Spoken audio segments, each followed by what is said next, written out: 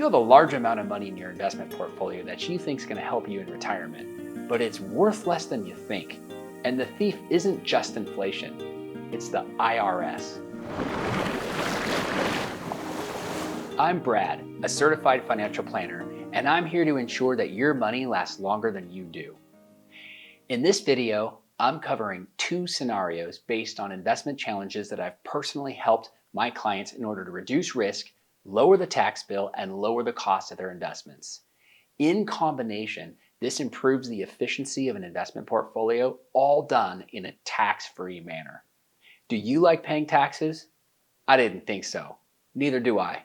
Let's jump in. Okay, in order to help you diversify in a tax-free manner, I'm going to introduce you to the first of two case studies that we're going to talk about.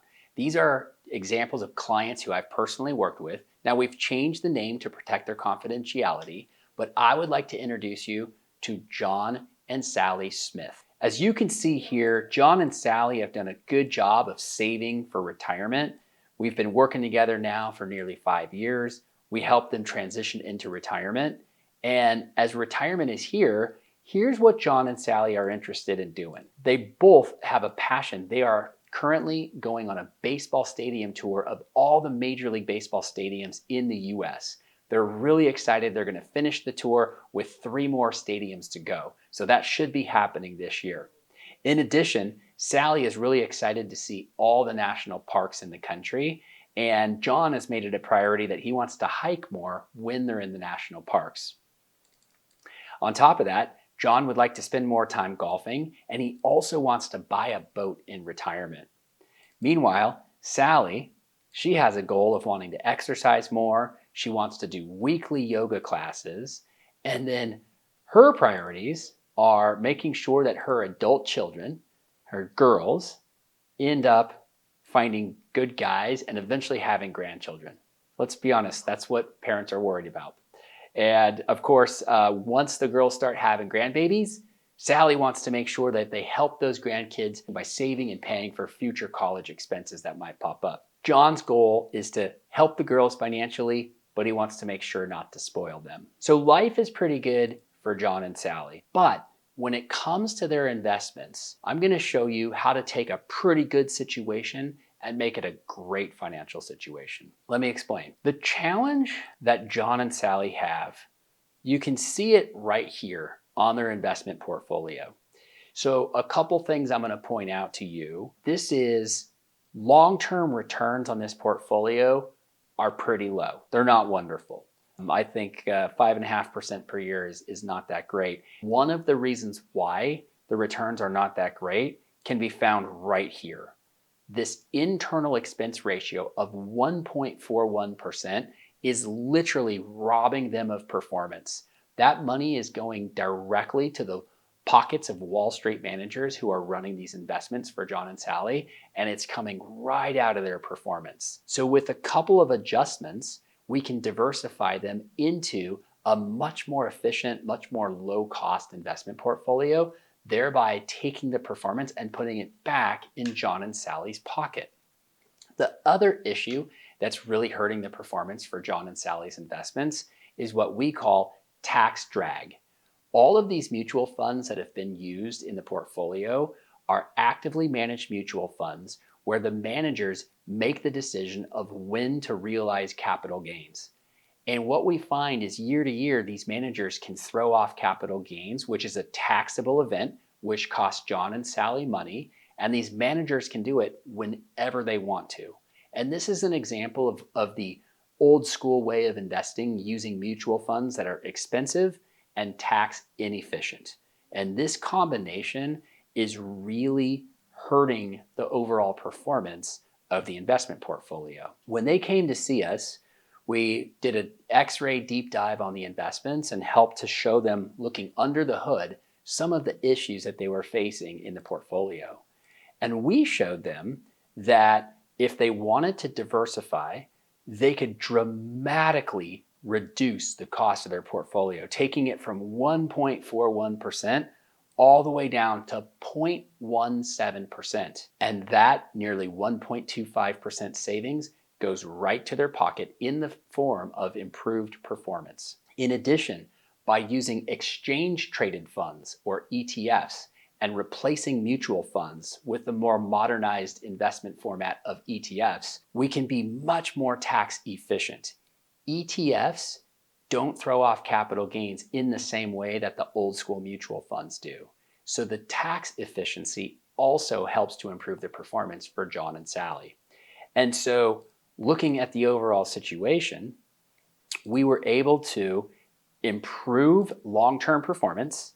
So you can see the original portfolio here compared to the updated portfolio. That's nearly a 3% per year difference of improved performance just by making these subtle changes. In addition, another really important factor is you can see the amount of risk that was in the original portfolio. On a scale of 1 to 100, a 73 has a lot of risk in it.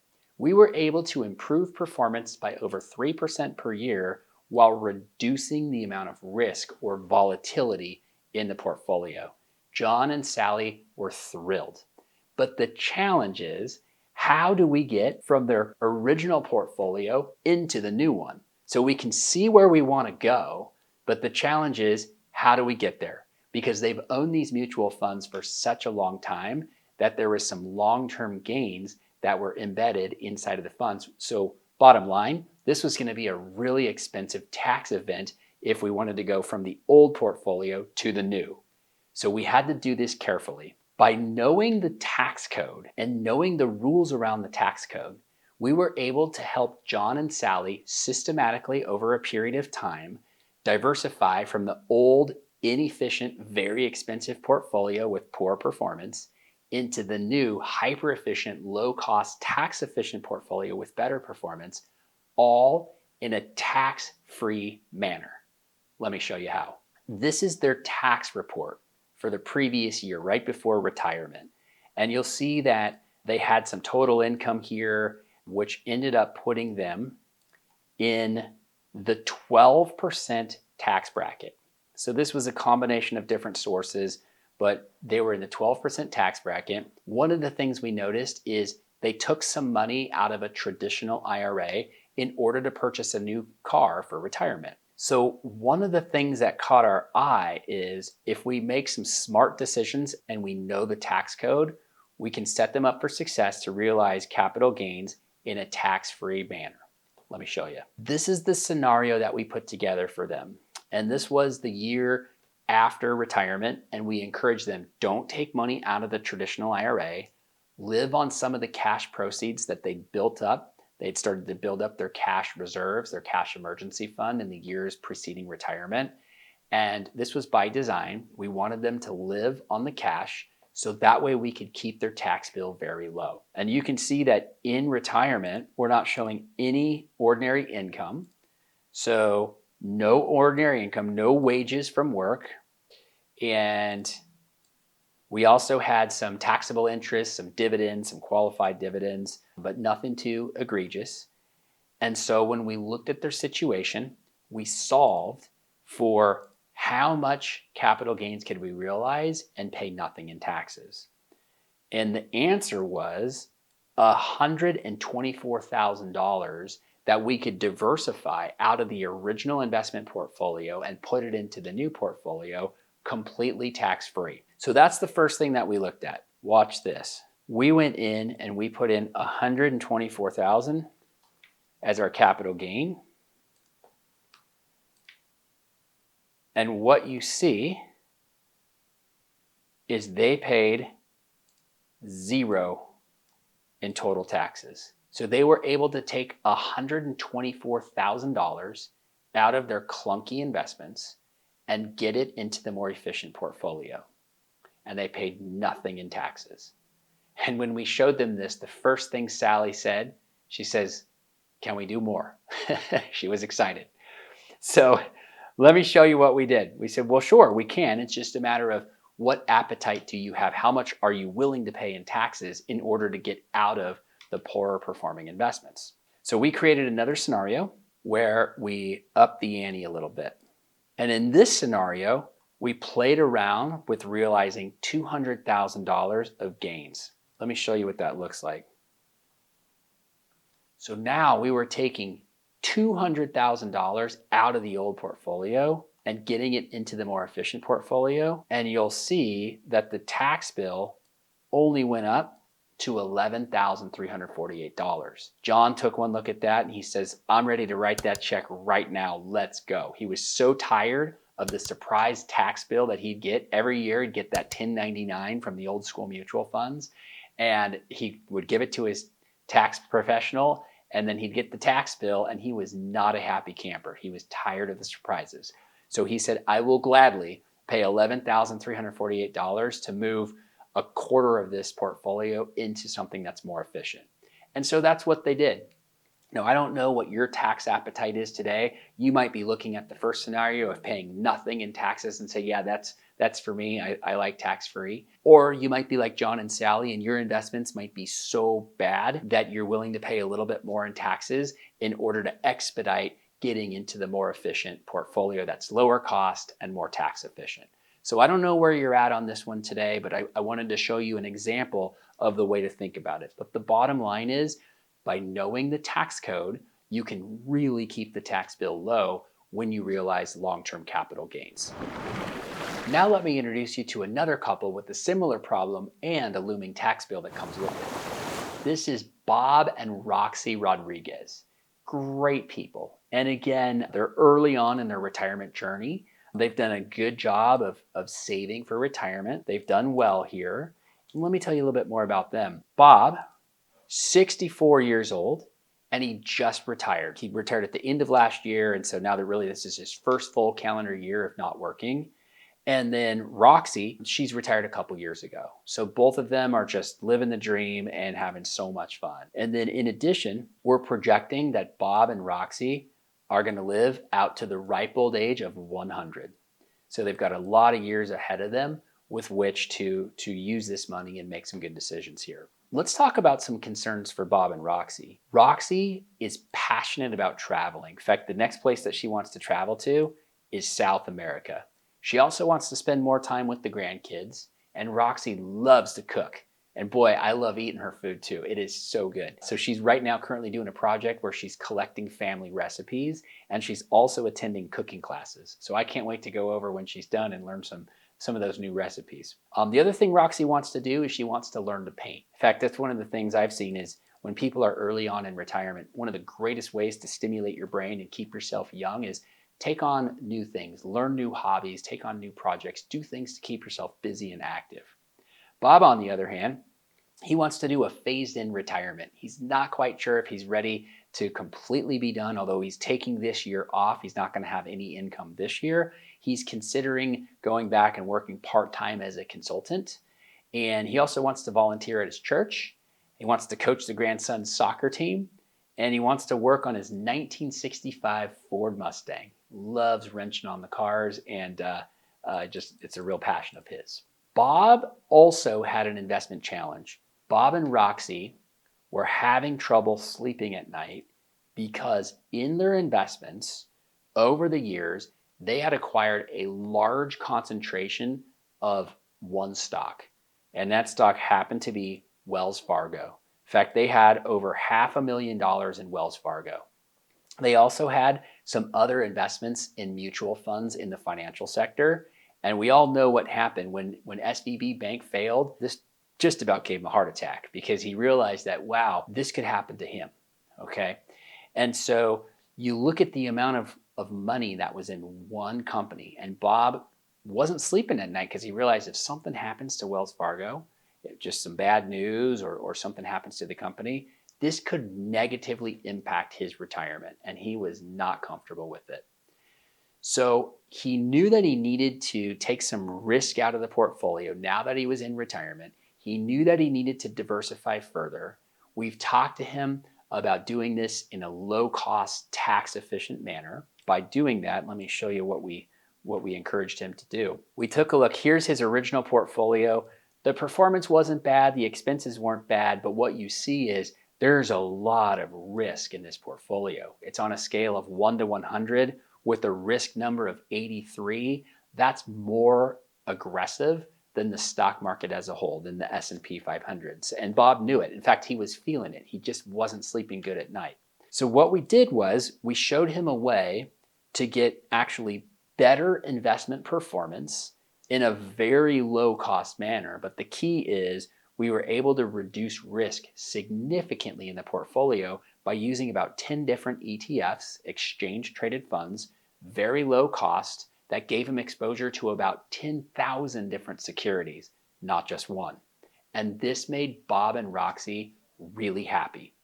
But the challenge they had was, how do we get them out of this single position, the single holding in Wells Fargo, which had a lot of gains over the years? How do we do it without them having to pay a very large tax bill? And that's where our story starts. We jumped into their tax return and we took a look and we looked at where they were at the previous year. They had a little bit of income to show, and they were in the 10% marginal tax bracket because they had stopped working. And as a result, what we noticed was they were going to pay 0% in long-term capital gains taxes. So we studied the tax code. We had planning meetings with them to look at what their income was going to be. We looked at taxable interest, dividends, qualified dividends. We really dug in and we looked at the big picture and all the details. And we put a strategy in place to where they could liquidate shares of Wells Fargo in chunks at a time. Let me show you what I'm talking about. So in this tax projection that we put together right here, we were solving for how much can they realize in gains and still pay nothing in taxes. And we found that this year they could realize just a little bit more than $48,000 completely tax-free. So that was the place that we started. We took a look at that, and in our scenario 3, in our tax projection, we put in $48,000 right here. And I'll bring it down, and I'm going to show that they paid nothing in taxes, 0. So they were able to take $48,000 out of Wells Fargo and pay nothing in taxes. Their marginal tax bracket was still in the 10% bracket, and their effective bracket, because they paid nothing in taxes, they were in the 0% effective tax bracket. And really, really similar to John and Sally. I actually brought up this example to Bob and Roxy. I said, if you're happy with 0, that's great. But if you're not sleeping at night and you want to improve your sleep, we could actually sell more. And so then we played around with doing just that. And so really similar, we used a number like $200,000, which when I floated that number to Bob and Roxy, you should have seen the look on his face. It was like relief. You could just see the stress coming out of him, because this really, owning everything in one company really had him worried. So what you see here is we looked at selling $200,000 of gain. So he was actually able to sell more shares. This is just the gains that were involved. So 200,000 of gains meant that he could sell even more of Wells Fargo. Let's take a look at what he ended up paying in taxes after liquidating 200,000 in gains. So the tax bill turned out to be $16,702, which was 8.2%. Just like John, Bob said, I'll write that check all day long because I want peace of mind back. It was completely worth it to him to do that. And that's what he did. And so over a period of years, we were able to reduce the Wells Fargo shares down to nothing. We were able to eliminate that. And we were able to diversify him in a really tax-efficient investment portfolio with better performance and a lot less risk in the portfolio. And so Bob and Roxy are able to achieve their goals of retiring and making work optional. They don't have to work if they don't want to. And they can spend more time with the grandkids. Bob gets to work on that 65 Mustang. They get to travel. In fact, they have a trip planned this year to go visit Argentina, and Roxy is excited. And it's wonderful to be able to watch them get to live the life that they envision, all because they've got a good plan in place. We know the tax code, we know the rules, and we're using it to their advantage to help them create peace around the issue of money and live the life that they dream. You've worked hard to build up your retirement savings to invest and do all the right things. And your success means the government might be reaching into your pockets to pay their bills. They can only do that if you don't know the rules. Make sure to know the tax code, know the rules, and use them to your advantage so you can spend money the way you want to, making your retirement dreams come true. If you related to either of these situations that I covered in the video and you want help creating peace around the issue of money, there's a link in the description below to talk with me.